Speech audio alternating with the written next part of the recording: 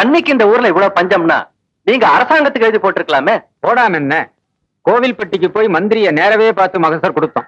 அவர் அதை வாங்கி பிஏ கிட்ட கொடுத்தாங்க. பிஏ அதை கலெக்டர்கிட்ட கொடுத்தாங்க.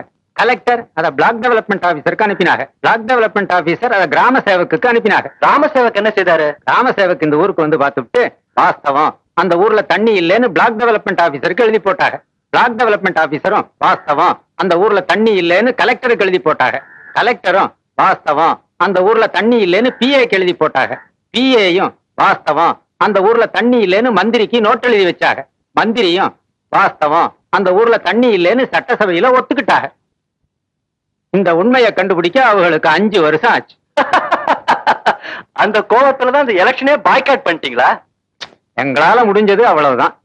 இந்த மாதிரி பாய்காட் பண்ணதுனால அரசாங்கம் உடனே நடவடிக்கை எடுக்கும்னு நீங்க நம்புறீங்களா? அந்த மாதிரி பொய்யான நம்பிக்கையெல்லாம் நாங்க வச்சுக்கிறது இல்ல.